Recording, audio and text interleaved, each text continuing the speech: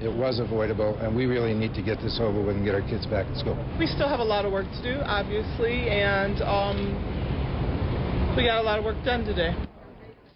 Some of the sights and sounds of the Chicago teacher strike. Union members on the picket line yesterday, and also statements from union leaders and the school and city officials. But what you cannot see or hear is what goes on behind closed doors, the negotiations that will eventually decide this battle.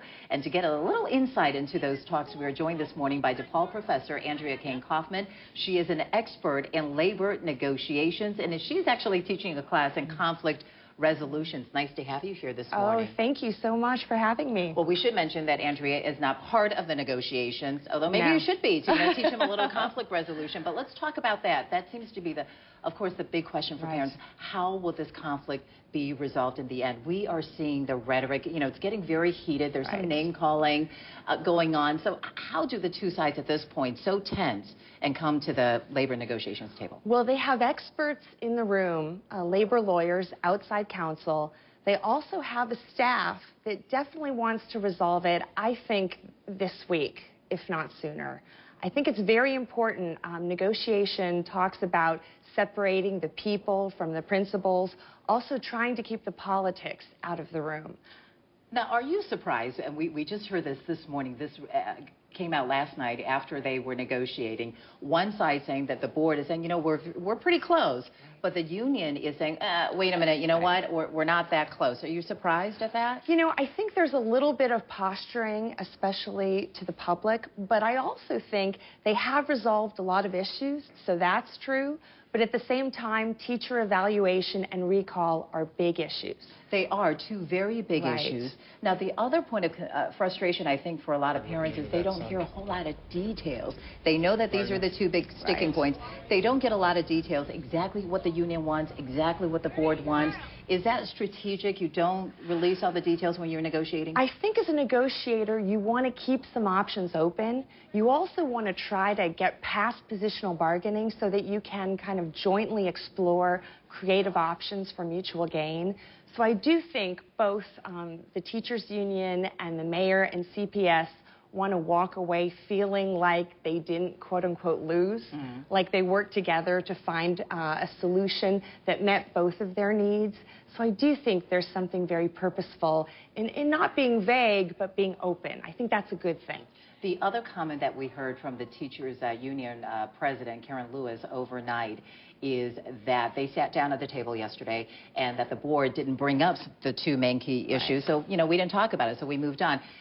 What happens at the table? Do they physically sit down and you say something and I say something? Well, it's very interesting. They have experts in the room. I think Karen Lewis is the main spokesperson from what I hear for CTU, but she has a lot of experts. You have experts on CPS side. And I think one strategy is to try and get all the things they can agree on off the table.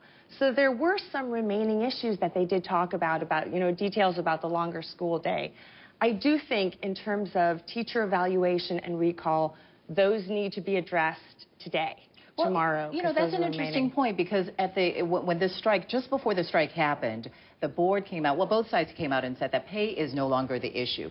And we tend to think, okay, when money is not the issue anymore, it should be easier to reach an agreement. Well, but it still is about job security if you think about evaluation. Recall is also about job security. I also think there's a national debate around the country about teachers' unions, about merit pay, about evaluation. And I think that national debate is also being triggered in our strike as well. Well, I do want to follow up with that because there is sort of this national political consequences that we're talking about, right? It's going to be a little bigger than Chicago. President Barack Obama hasn't taken sides yet. Mitt Romney yesterday came out and released a statement. So what do you think? I think one of the things we need to do in our negotiations is, to the extent we can, keep the outside politics out. There's a lot of anti-union rhetoric around the country. There's a lot of rhetoric about privatization and charter schools.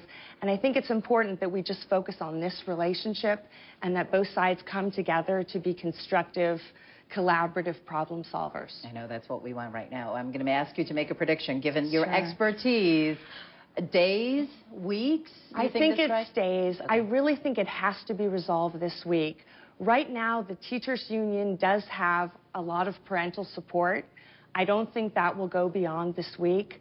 I also think the mayor's office, you know, politically, Rahm Emanuel doesn't want to be the first mayor in, 25 years to have a strike go on for a long time. All right, well, we certainly hope you are right. Thank you so much for coming in this morning. My pleasure.